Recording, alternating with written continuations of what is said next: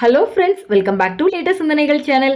இன்னைக்கு இந்த வீடியோல நீங்க thumbnailல some important phrases பார்த்திருப்பீங்க. அந்த phrases யூஸ் பண்ணி எப்படி simple sentences இங்கிலீஷ்ல பேசலாம் அப்படிங்கறத இந்த வீடியோல நம்ம பார்க்க போறோம்.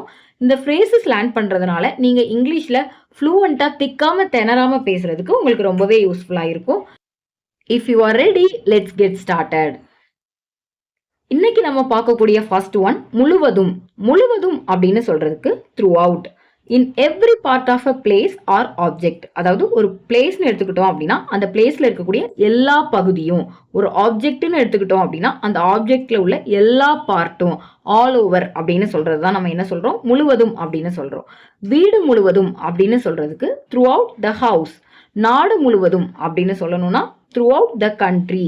வருடம் முழுவதும் அப்படின்னு சொல்றதுக்கு throughout the year. இப்போ நம்ம throughout யூஸ் பண்ணி some example sentences பார்க்கலாம். உங்களுக்கு ஈஸியா அண்டர்ஸ்டாண்ட் ஆகும். ஃபர்ஸ்ட் ஒன், படம் முழுவதும் அவள் சிரித்தாள். முழுவதும் அப்படிங்கிறதுக்கு நம்ம என்ன பார்த்தோம், throughout. படம் முழுவதும் அப்படின்னு சொல்றதுக்கு throughout the movie. She smiled throughout the movie. படம் முழுவதும் அவள் சிரித்தாள் அப்படின்னு சொல்றதுக்கு என்ன சொல்லணும், she smiled throughout the movie. இப்போ நம்ம நெக்ஸ்ட் எக்ஸாம்பிள் சென்டென்ஸ் பார்க்கலாம். பயணம் முழுவதும் நான் மகிழ்ச்சியாக இருந்தேன். ட்ரிப்பு முழுவதும் நான் ஹாப்பியா இருந்தேன். இப்போ இந்த சென்டென்ஸ்ல முழுவதும் அப்படிங்கிறதுக்கு நம்ம என்ன பார்த்தோம், throughout. பயணம் முழுவதும் அப்படின்னு சொல்றதுக்கு throughout the trip. I was happy throughout the trip. Trip ஃபுல்லா நான் ஹாப்பியா இருந்தேன் அப்படின்னு சொல்றதுக்கு I was happy throughout the trip. Next example sentence, நாள் முழுவதும் மழை பெய்தது. டே ஃபுல்லா மழை பெஞ்சுது அப்படின்னு சொல்லுவோம். முழுவதும் அப்படிங்கிறதுக்கு என்ன பார்த்தோம், throughout. நாள் முழுவதும் அப்படின்னு சொல்றதுக்கு throughout the day. நாள் முழுவதும் மழை பெஞ்சுது அப்படின்னு சொல்லணும்னா it rained throughout the day. it rained throughout the day. இப்போ எல்லாருக்கும் throughout எப்படி சிம்பிள் சென்டென்சஸ்ல யூஸ் ஆகுது அப்படிங்கறத பத்தி ஒரு கிளியர் ஐடியா கிடைச்சிருக்கும். நல்லா ஞாபகம் வச்சுக்கோங்க. வருடம் முழுவதும் அப்படின்னு சொல்றதுக்கு throughout the year. நாள் முழுவதும் அப்படின்னா throughout the day. வீடு முழுவதும் throughout the house. இந்த மாதிரி நம்ம throughout சிம்பிள் சென்டென்சஸ்ல யூஸ் ஆகும். நம்ம இப்ப பார்க்கக்கூடிய செகண்ட் ஃப்ரேஸ், என் கருத்துப்படி. என் கருத்துப்படி அப்படின்னு சொல்றதுக்கு in my opinion. அதாவது என் ஒப்பீனியன் படி அப்படின்னு சொல்றதுக்கும் நம்ம in my opinion அப்படிங்கிற ஃப்ரேஸ் யூஸ் பண்ணலாம். நம்ம நார்மலாவே சொல்லுவோம், என் ஒப்பீனியன் படி உனக்கு இந்த கலர் சூப்பரா மேட்ச் ஆகுது அப்படின்னு சொல்லுவோம். என் ஒப்பீனியன் படி கண்டிப்பா உனக்கு சீக்கிரமா வேலை கிடைக்கும், இந்த மாதிரிலாம் நம்ம சொல்லுவோம். அப்போ நம்ம மனசுல என்ன தோணுதோ அதை பொலைட் வேல ஷேர் பண்றதுக்கு இந்த ஃப்ரேஸ் நமக்கு ரொம்ப யூஸ்ஃபுல்லா இருக்கும். இந்த ஃப்ரேஸை நீங்க சென்டென்ஸோட ஸ்டார்டிங்ல யூஸ் பண்ணி நீங்க அந்த சென்டென்ஸை கம்ப்ளீட் பண்ணலாம். இப்போ நம்ம இன் மை ஒப்பீனியன் எப்படி சிம்பிள் சென்டென்சஸ்ல யூஸ் ஆகுது அப்படின்னு பார்க்கலாம். ஃபர்ஸ்ட் ஒன், என் கருத்துப்படி இந்த ஃபோன் விலை அதிகம். என்னோட ஒப்பீனியன் படி இந்த ஃபோன் ரேட் ஜாஸ்தி அப்படின்னு சொல்றோம். என் கருத்துப்படி அப்படிங்கிறதுக்கு நம்ம என்ன சொல்லணும், இன் my opinion. In my opinion this phone is expensive. நம்ம ஃபீல் பண்றோம் இந்த ஃபோன் விலை ஜாஸ்தி அப்படின்னு ஃபீல் பண்றோம். ஸோ இப்போ அதை பொலைட் வேல நம்ம எக்ஸ்பிரஸ் பண்ணணும் அப்படின்னா ஸ்டார்டிங்ல இன் மை ஒப்பீனியன் அப்படின்னு ஆட் பண்ணாலே போதும். In my opinion this phone is expensive. Second example sentence, என் கருத்துப்படி இது ஒரு நல்ல புத்தகம். என் கருத்துப்படி அப்படிங்கிறதுக்கு நம்ம என்ன ஃப்ரேஸ் பார்த்தோம், இன் my opinion. In my opinion this is a good book. என்னோட ஒப்பீனியன் படி இது ஒரு நல்ல புக் அப்படின்னு சொல்றதுக்கு இன் my opinion this is a good book. இப்போ நம்ம தேர்ட் எக்ஸாம்பிள் சென்டென்ஸ் பார்க்கலாம். என் கருத்துப்படி டீயை விட காஃபி சிறந்தது. என் ஒப்பீனியன் படி டீயை விட காஃபி பெட்டர். இப்போ இந்த சென்டென்ஸ்ல என் கருத்துப்படி அப்படிங்கிறதுக்கு நம்ம என்ன ஃப்ரேஸ் பார்த்தோம், இன் மை ஒப்பீனியன். அப்போ இந்த ஃபுல் சென்டென்ஸை நம்ம எப்படி சொல்லலாம், இன் my opinion coffee is better than tea. In my opinion coffee is better than tea. இப்போ எல்லாருக்கும் இன் மை ஒப்பீனியன் எப்படி சிம்பிள் சென்டென்சஸ்ல யூஸ் ஆகுது அப்படிங்கறத பத்தி ஒரு கிளியர் ஐடியா கிடைச்சிருக்கும். இப்போ நம்ம பார்க்கக்கூடிய தேர்ட் ஃப்ரேஸ், உண்மையை சொல்லணும்னா. நம்ம உண்மையை சொல்லணும்னான்னு சொல்லி நம்ம நிறைய பேசுவோம். உண்மையை சொல்லணும்னா அப்படின்னு சொல்றதுக்கு to be honest. To be honest. உண்மையை சொல்லணும்னா எனக்கு ஒரு காஃபி குடிக்கணும், இப்போ உண்மையை சொல்லணும்னா எனக்கு ஒரு மூவி வாட்ச் பண்ணணும், உண்மையை சொல்லணும்னா எனக்கு இப்போ ஒரு ஐஸ்கிரீம் சாப்பிடணும் போல இருக்குது, இந்த மாதிரிலாம் நம்ம சொல்லுவோம். அப்போ உண்மையை சொல்லணும்னா அப்படின்னு சொல்றதுக்கு என்ன சொல்லணும், டு பி ஆனஸ்ட். இப்போ நம்ம எக்ஸாம்பிள் சென்டென்சஸ் பார்க்கலாம், உங்களுக்கு ஈஸியா அண்டர்ஸ்டாண்ட் ஆகும். உண்மையை சொல்லணும்னா எனக்கு பதில் தெரியாது, உண்மையை சொல்லணும்னா எனக்கு ஆன்சர் தெரியாது. இந்த மாதிரி நம்ம நிறைய தடவை பேசியிருப்போம். உண்மையை சொல்லணும்னா அப்படிங்கிறதுக்கு நம்ம என்ன ஃப்ரேஸ் பார்த்தோம்? To be honest. To be honest, I don't know the answer. To be honest, I don't know the answer. பாருங்க எப்படி சிம்பிள் சென்டென்ஸ்ல நம்ம ஃப்ரேஸ் ஈஸியா யூஸ் ஆகுதுன்னு. இப்போ நம்ம செகண்ட் எக்ஸாம்பிள் சென்டென்ஸ் பார்க்கலாம். உண்மையை சொல்லணும்னா எனக்கு பசிக்குது. உண்மையை சொல்லணும்னா எனக்கு பசிக்குது. உண்மையை சொல்லணும்னா அப்படிங்கிறதுக்கு நம்ம என்ன பார்த்தோம்? To be honest. To be honest, I am hungry. To be honest, I am hungry. Third example sentence, உண்மையை சொல்லணும்னா எனக்கு இந்த படம் பிடிக்கல. உண்மையை சொல்லணும்னா அப்படிங்கிறதுக்கு நம்ம என்ன ஃப்ரேஸ் பார்த்தோம்? To be honest. To be honest, I don't like this movie. To be honest, I don't like this movie. இந்த மாதிரி தான் சிம்பிள் சென்டென்சஸ்ல டு பி ஆனஸ்ட் ஈஸியா நம்ம யூஸ் பண்ணலாம். இப்போ நம்ம பார்த்த எக்ஸாம்பிள்ஸ் எல்லாத்துலயுமே டு பி ஆனஸ்ட் வந்து சென்டென்ஸோட ஸ்டார்டிங்ல யூஸ் பண்ணி பார்த்துருக்குறோம். நீங்க சென்டென்ஸோட எண்டிங்லயும் யூஸ் பண்ணி பேசலாம். For example, I don't like this movie to be honest அப்படின்னு நம்ம பேசலாம். அதுவும் கிராமட்டிக்கலி கரெக்ட் தான். நம்மளுடைய உண்மையான ஒப்பீனியன்ஸ் அல்லது ஃபீலிங்ஸை மென்ஷன் பண்ணுறதுக்கு டு பி ஆனஸ்ட் நம்ம சிம்பிள் சென்டென்சஸில் ஈஸியாக யூஸ் பண்ணலாம். இப்போ எல்லாருக்கும் டு பி ஆனஸ்ட் எப்படி யூஸ் பண்ணணுங்கிறது பற்றி ஒரு கிளியர் ஐடியா கிடச்சிருக்கும். இப்போ நம்ம பார்க்கக்கூடிய ஃப்ரேஸ் உங்களில் யாராவது. உங்களில் யாராவது அப்படின்னு சொல்கிறதுக்கு எனி ஆஃப் யூ. உங்களில் யாராச்சும் ஹோம்ஒர்க் கம்ப்ளீட் பண்ணீங்களா, உங்களில் யாராச்சும் ஃபைல் அனுப்புனீங்களா, இந்த மாதிரி கொஷின்ஸ் கேட்குறதுக்கு நம்ம எனி ஆஃப் யூ அப்படிங்கிற ஃப்ரேஸ் யூஸ் பண்ணிக்கலாம். அதாவது ஒரு குரூப் ஆஃப் பீப்புள் கிட்ட கொஷின் கேட்குறதுக்கு எனி ஆஃப் யூ அப்படிங்கிற ஃப்ரேஸ் ரொம்ப யூஸ்ஃபுல்லாக இருக்கும். இப்போ நம்ம எனி ஆஃப் யூ யூஸ் பண்ணி சம் எக்ஸாம்பிள் கொஷின்ஸ் பார்க்கலாம். ஃபர்ஸ்ட் எக்ஸாம்பிள் கொஸ்டின், உங்களில் யாராவது படம் பார்த்தீங்களா, உங்களில் யாராச்சும் மூவி பார்த்தீங்களா. உங்களில் யாராவது அப்படிங்கிறதுக்கு நம்ம என்ன ஃப்ரேஸ் பார்த்தோம்? Any of you. Did any of you watch the movie? Did any of you watch the movie? Second example question, உங்களில் யாராவது என் பேனாவை பார்த்தீங்களா, உங்களில் யாராச்சும் என் பெண்ணை பார்த்தீங்களா அப்படின்னு கேட்போம். உங்களில் யாராவது அப்படிங்கிறதுக்கு நம்ம என்ன ஃப்ரேஸ் பார்த்தோம்? Any of you. Did any of you see my pen? Did any of you see my pen? Third example question, உங்களில் யாராவது இந்த கேள்விக்கு பதிலளிக்க முடியுமா, உங்களில் யாராச்சும் இந்த கொஸ்டினுக்கு ஆன்சர் பண்ண முடியுமா அப்படின்னு கேட்போம். உங்களில் யாராவது அப்படிங்கிறதுக்கு நம்ம என்ன பார்த்தோம்? Any of you.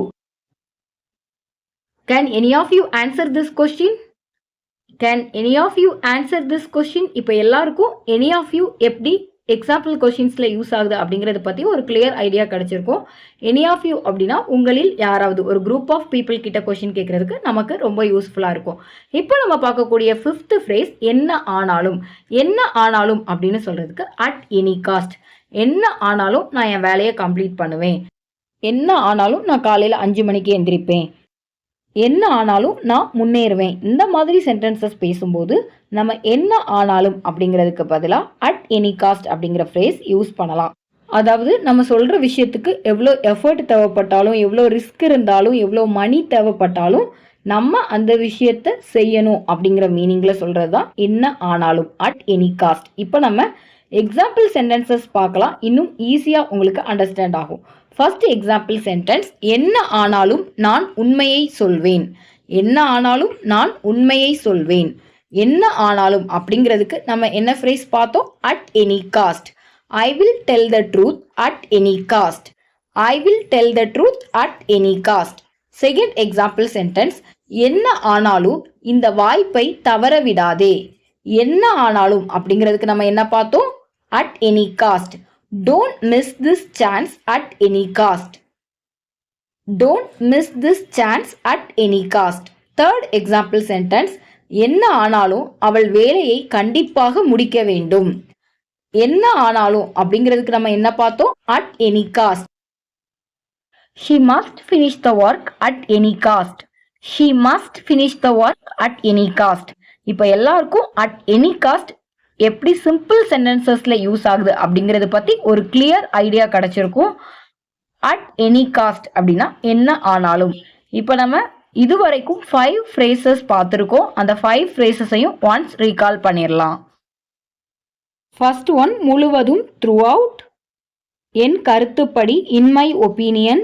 உண்மையை சொல்லணும்னா டு பி ஆனஸ்ட். உங்களில் யாராவது any of you.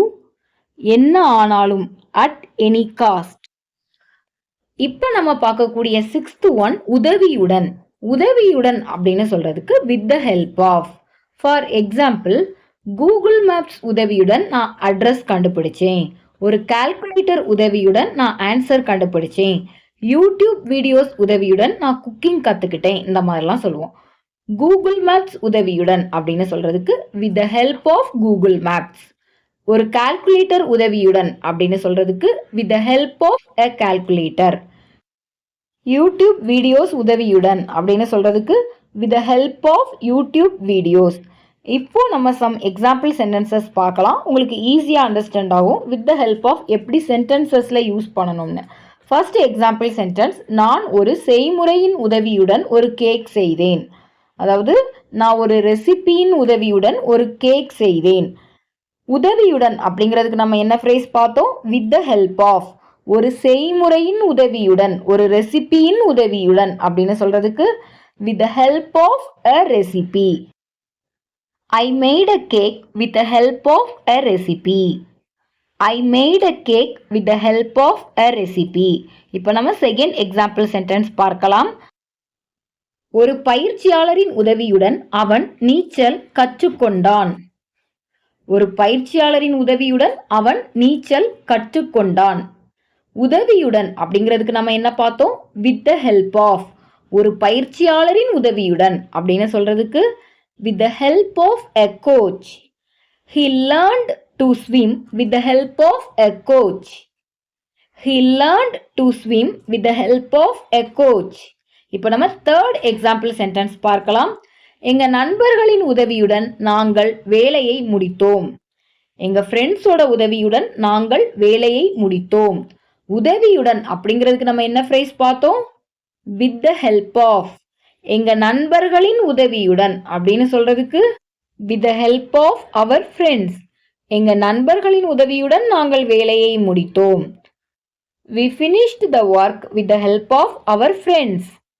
We finished the work with the help of our friends. இப்போ எல்லாருக்கும் with the help of எப்படி சிம்பிள் சென்டென்சஸ்ல யூஸ் ஆகுது அப்படிங்கறத பத்தி ஒரு கிளியர் ஐடியா கிடைச்சிருக்கும். இப்போ நம்ம பார்க்கக்கூடிய 7th ஃப்ரேஸ், ஒரு குறிப்பிட்ட காலத்திற்கு பிறகு. ஒரு குறிப்பிட்ட காலத்திற்கு பிறகு அப்படின்னு சொல்றதுக்கு இந்த கோர்ஸ் ஆஃப் டைம். இந்த கோர்ஸ் ஆஃப் டைம் இதோட மீனிங் என்ன அப்படின்னா after a period of some time, கொஞ்சம் காலத்துக்கு அப்புறம். ஃபார் எக்ஸாம்பிள், ஒரு குறிப்பிட்ட காலத்துக்கு பிறகு அவனுக்கு ஜாப் கிடைச்சிது. ஒரு பர்டிகுலர் டைம்க்கு அப்புறம் அவங்க வீடு வாங்கினாங்க. இந்த மாதிரிலாம் பேசுகிறோம். ஒரு பர்டிகுலர் டைம்க்கு பிறகு, ஒரு குறிப்பிட்ட காலத்திற்கு பிறகு, இந்த மாதிரி நம்ம சென்டென்சஸில் யூஸ் பண்ணும்போது இந்த கோர்ஸ் ஆஃப் டைம் அப்படிங்கிற ஃப்ரேஸ் நம்ம யூஸ் பண்ணலாம். இப்போ இந்த கோர்ஸ் ஆஃப் டைம் எப்படி சிம்பிள் சென்டென்சஸில் யூஸ் ஆகுது அப்படிங்கிறத பார்க்கலாம். ஃபர்ஸ்ட் எக்ஸாம்பிள் சென்டென்ஸ், ஒரு குறிப்பிட்ட காலத்திற்கு பிறகு நாங்கள் ஒருவரை ஒருவர் புரிந்து கொண்டோம். ஒரு குறிப்பிட்ட காலத்திற்கு பிறகு அப்படிங்கிறதுக்கு நம்ம என்ன ஃப்ரேஸ் பார்த்தோம்? In the course of time. In the course of time we understood each other. ஒரு பர்டிகுலர் டைம்க்கு அப்புறம் நாங்கள் ஒருத்தர் புரிந்து கொண்டோம். In the course of time we understood each other. இப்போ செகண்ட் எக்ஸாம்பிள் சென்டென்ஸ் பார்க்கலாம். ஒரு குறிப்பிட்ட காலத்திற்கு பிறகு நான் பொறுமையை கற்றுக்கொண்டேன். ஒரு குறிப்பிட்ட காலத்திற்கு பிறகு அப்படிங்கிறதுக்கு நம்ம என்ன சொல்லணும்? In the course of time. In the course of time I learned patience. In the course of time I learned patience. இப்போ நம்ம பார்க்கக்கூடிய தேர்ட் எக்ஸாம்பிள் சென்டென்ஸ், ஒரு குறிப்பிட்ட காலத்திற்கு பிறகு நான் விளையாட கற்றுக்கொண்டேன். ஒரு குறிப்பிட்ட காலத்துக்கு அப்புறம் நான் ப்ளே பண்ண கற்றுக்கிட்டேன்.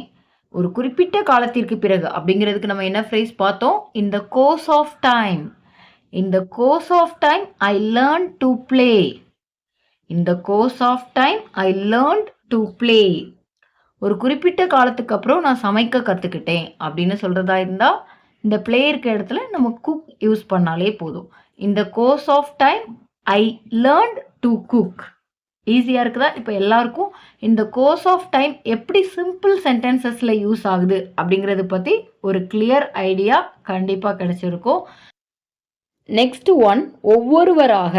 ஒவ்வொருவராக அப்படின்னு சொல்றதுக்கு ஒன் பை ஒன். இப்போ நம்ம பீப்புள் பற்றி பேசும்பொழுது ஒவ்வொருத்தராக நேம் என்டர் பண்ணுங்க அப்படின்னு சொல்லுவோம். அப்போ ஒவ்வொருத்தராக அப்படின்னு சொல்கிறதுக்கு ஒன் பை ஒன் அப்படிங்கிற ஃப்ரேஸ் யூஸ் பண்ணிக்கலாம். இதுவே நம்ம ஆப்ஜெக்ட்ஸ் திங்ஸ் பற்றி பேசும் பொழுது ஒவ்வொன்றா எடுத்து வை அப்படின்னு சொல்கிறோம். அப்போ ஒவ்வொன்றாக அப்படின்னு சொல்கிறதுக்கு ஒன் பை ஒன் நம்ம யூஸ் பண்ணிக்கலாம். ஒன் பை ஒன்னோட மீனிங் என்ன? Not all at the same time. எல்லாரும் ஒரே டைமில் கிடையாது. ஒவ்வொருத்தரா, ஃபர்ஸ்ட் ஒருத்தர், செகண்ட் ஒருத்தர், அதே மாதிரி ஒவ்வொரு ஆப்ஜெக்டா, ஃபர்ஸ்ட் ஒன்று, செகண்ட் ஒன்று, இதை தான் நம்ம என்ன சொல்கிறோம்? ஒவ்வொருத்தராக அல்லது ஒவ்வொன்றாக அப்படின்னு சொல்கிறோம். இப்போ ஒன் பை ஒன் எப்படி சிம்பிள் சென்டென்சஸில் யூஸ் ஆகுது அப்படிங்கிறத பார்க்கலாம். ஃபர்ஸ்ட் ஒன், மாணவர்கள் ஒவ்வொருவராக வகுப்பிற்குள் நுழைந்தனர். ஒவ்வொருவராக அப்படிங்கிறதுக்கு நம்ம என்ன ஃப்ரேஸ் பார்த்தோம்? One by one. The students entered the class one by one. The students entered the class one by one. One by ஒன்னா ஒவ்வொருவராக. இப்போ நம்ம நெக்ஸ்ட் எக்ஸாம்பிள் சென்டென்ஸ் பார்க்கலாம். நான் புத்தகங்களை ஒவ்வொன்றாக சரிபார்த்தேன். ஒவ்வொன்றாக அப்படிங்கிறதுக்கு நம்ம என்ன பார்த்தோம்? One by one. I checked the books one by one. I checked the books one by one. இப்போ நம்ம பார்க்கக்கூடிய தேர்ட் எக்ஸாம்பிள் சென்டென்ஸ், நான் காய்கறிகளை ஒவ்வொன்றாக வெட்டினேன். நான் வெஜிடபிள்ஸை ஒன்றா கட் பண்ணேன். ஒவ்வொன்றாக அப்படிங்கிறதுக்கு என்ன பார்த்தோம்? One by one. I cut the vegetables one by one. I cut the vegetables one by one. இப்போ எல்லாருக்கும் ஒன் பை ஒன் எப்படி சிம்பிள் சென்டென்சஸில் யூஸ் ஆகுது அப்படிங்கிறத பற்றி ஒரு கிளியர் ஐடியா கிடச்சிருக்கும். இப்போ நம்ம பார்த்துட்டு இருக்கிற நைன்த் ஃப்ரேஸ், நான் முன்பு சொன்னது போல. நான் முன்பு சொன்னது போல அப்படின்னு சொல்கிறதுக்கு ஆஸ் ஐ செட் ஏர்லியர். நான் முன்னாடி சொன்னது போல் நான் டீச்சர் ஆகிட்டேன். நான் முன்னாடி சொன்னது போல் நான் பிஸ்னஸ் தான் பண்ணுவேன். நான் முன்னாடி சொன்னது போல் அவளுக்கு இன்னைக்கு மேரேஜ். இந்த மாதிரி ஏற்கனவே முன்னாடி சொன்ன விஷயங்களை பற்றி நம்ம திரும்பவும் பேசும்போது ஆஸ் ஐ செட் ஏர்லியர் அப்படிங்கிற ஃப்ரேஸ் யூஸ் பண்ணிவிட்டு நம்ம அந்த விஷயத்த சொல்லலாம். இப்போ நம்ம எக்ஸாம்பிள் சென்டென்சஸ் பார்க்கலாம். உங்களுக்கு ஈஸியாக அண்டர்ஸ்டாண்ட் ஆகும். ஃபர்ஸ்ட் எக்ஸாம்பிள் சென்டென்ஸ், நான் முன்பு சொன்னது போல இன்னைக்கு அவளுடைய பிறந்த நாள்.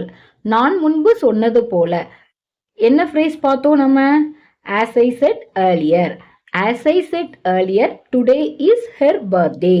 As I said earlier today is her birthday. Second example sentence, நான் முன்பு சொன்னது போல மாலை 6 மணிக்குள் வீட்டுக்கு வந்துடுவேன். நான் முன்பு சொன்னது போல ஈவினிங் 6 o'clock வீட்டுக்கு வந்துடுவேன். நான் முன்பு சொன்னது போல அப்படிங்கிறதுக்கு நம்ம என்ன ஃப்ரேஸ் பார்த்தோம்?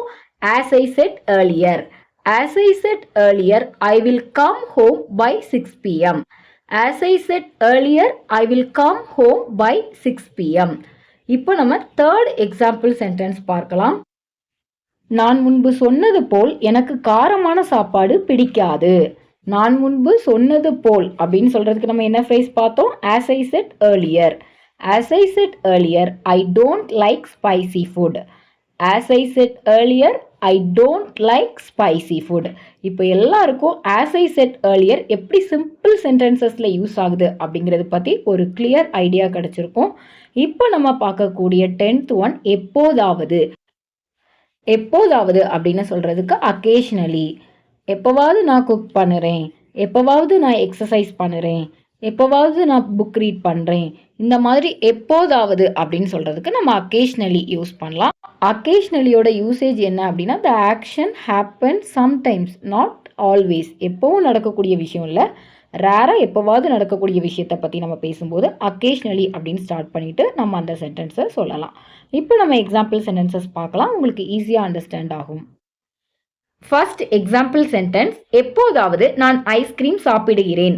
எப்போதாவது அப்படின்னு சொல்கிறதுக்கு நம்ம என்ன பார்த்தோம்? Occasionally. Occasionally I eat ice cream. Occasionally I eat ice cream. Second example sentence, எப்போதாவது அவள் கண்ணாடி போடுகிறாள். எப்போதாவது அப்படிங்கிறதுக்கு நம்ம என்ன பார்த்தோம்? Occasionally. Occasionally she wears glasses. Occasionally she wears glasses. Third example sentence, எப்போதாவது அவன் காரமான சாப்பாட்டை சாப்பிடுகிறான். எப்போதாவது அப்படிங்கிறதுக்கு என்ன பார்த்தோம்? Occasionally. Occasionally he eats spicy food. Occasionally he eats spicy food. இப்போ எல்லாருக்கும் அக்கேஷ்னலி எப்படி சிம்பிள் சென்டென்சஸில் யூஸ் ஆகுது அப்படிங்கிறத பற்றி ஒரு கிளியர் ஐடியா கிடைச்சிருக்கும். நம்ம சக்ஸஸ்ஃபுல்லாக 10 phrases வித் எக்ஸாம்பிள் சென்டென்சஸோட பார்த்துருக்கோம். இந்த வீடியோ எல்லாருக்குமே யூஸ்ஃபுல்லாக இருக்கும். யூஸ்ஃபுல்லாக இருந்தது அப்படின்னா மறக்காமல் லைக் பண்ணுங்கள், காமெண்ட்ஸ் பண்ணுங்கள். இப்போ நம்ம பார்த்த 10 phrases-ஐயும் ஒன்ஸ் ரீகால் பண்ணிடலாம். ஃபர்ஸ்ட் ஒன் முழுவதும், த்ரூ அவுட். செகண்ட் ஒன் என் கருத்துப்படி, in my opinion. Third one உண்மையை சொல்லணும்னா, to be honest. Fourth one உங்களில் யாராவது, any of you. Fifth one என்ன ஆனாலும், at any cost. Sixth one உதவியுடன், with the help of. Seventh one ஒரு குறிப்பிட்ட காலத்திற்கு பிறகு, in the course of time. Eighth one ஒவ்வொருவராக அல்லது ஒவ்வொன்றாக, one by one. Ninth one நான் முன்பு சொன்னது போல, as I said earlier. 10th one எப்போதாவது, அக்கேஷ்னலி. ஃப்ரெண்ட்ஸ், நம்ம இங்கிலீஷில் திக்காமல் திணறாமல் கண்டினியூவஸாக பேசுகிறதுக்கு இந்த ஃப்ரேசஸ் ரொம்பவே யூஸ்ஃபுல்லாக இருக்கும். நம்ம ஈஸியாக சிம்பிள் சென்டென்சஸில் யூஸ் பண்ணலாம். இந்த மெத்தடில் நம்ம ஈஸியாக இங்கிலீஷ் ஃப்ளூவண்ட்டாக பேசலாம் அப்படிங்கிறத உங்கள் ஃப்ரெண்ட்ஸுக்கும் ஷேர் பண்ணுங்கள். இந்த வீடியோ யூஸ்ஃபுல்லாக இருக்குதுன்னு ஃபீல் பண்ணுறீங்க, பட் இன்னும் சப்ஸ்கிரைப் பண்ணாமல் இருந்தீங்கன்னா மறக்காமல் சப்ஸ்கிரைப் பண்ணுங்கள். தேங்க்யூ, தேங்க்ஸ் ஃபார் வாட்சிங். I will meet you in the next video.